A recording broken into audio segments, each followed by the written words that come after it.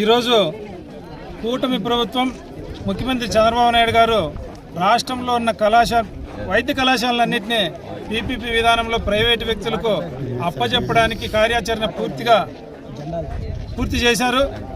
ఇది కేవలం కార్పొరేట్ వ్యవస్థలను, కార్పొరేట్ వ్యక్తులను మన ప్రభుత్వంలోకి తీసుకొచ్చి ప్రభుత్వ ఆదాయాన్ని అంతా వాళ్ళకి కట్టబెట్టడానికి మాత్రమే. ఈ చంద్రబాబు నాయుడు గారు ఇంతకు మునుపటి జగన్మోహన్ రెడ్డి హయాంలో అప్పటి అధికార దుర్వినియోగం చేస్తున్నారని చెప్పి అప్పుడు ప్రైవేట్ కళాశాలన్నీ ప్రభుత్వ కళాశాలని ప్రైవేట్ పరం చేస్తున్నారని చెప్పి ఆ రోజు ఏదైతే పాదయాత్రలో కానీ ప్రతి ఒక్కసారి నినదించారో ప్రతిపక్ష నేతగా, అప్పుడు తప్పయింది. ఈరోజు పాలకపక్షంలో ఉన్నప్పుడు అది ఎలా ఒప్పయిందని చెప్పి నేను అడుగుతున్నాను.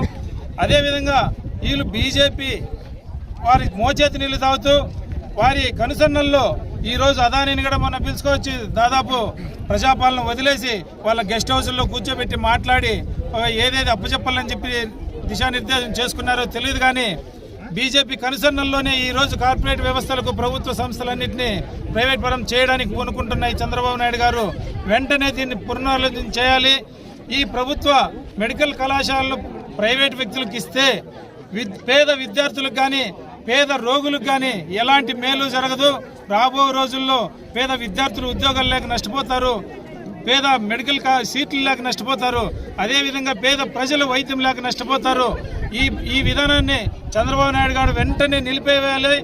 లేదంటే ఈ పీపీపీ విధానం ఇలాగే కొనసాగితే రాష్ట్ర వ్యాప్తంగా వివిధ రాజకీయ పార్టీలు కానీ ఈరోజు రాష్ట్ర వ్యాప్తంగా చేస్తున్న సిపిఐ లాంటి ప్రోగ్రాములు కానీ మేము కాంగ్రెస్ పార్టీగా కానీ ప్రతి ఒక్కటి పేదల పక్షాన నిలబడి పేద ప్రజల పాలిట మేము ఖచ్చితంగా నిలబడి మిమ్మల్ని నిలదీశామని చెప్పి ఈ సందర్భంగా నేను కాంగ్రెస్ పార్టీగా తెలియజేస్తున్నాను. మీరు ఖచ్చితంగా పీపీపీ విధానాన్ని వెనక్కి తీసుకోవాల్సిందే. లేదంటే ఈ 509 జీవో ద్వారా మీరు వెనక్కి తీసుకోకపోతే మీరు తీవ్రంగా నష్టపోతారు.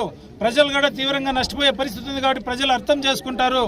దీని ద్వారా మీరు ప్రజలకు వెన్నుపోటు పొడుస్తున్నారని చెప్పి ఈ సందర్భంగా నేను తెలియజేస్తూ మీరు ఖచ్చితంగా జీవోని వెనక్కి తీసుకోవాల్సిందే. ప్రభుత్వ ఆధీనంలోనే ఈ వైద్య కళాశాలన్నీ నడపాల్సిందే అని చెప్పి నేను ప్రభుత్వాన్ని గట్టిగా డిమాండ్ చేస్తున్నాను.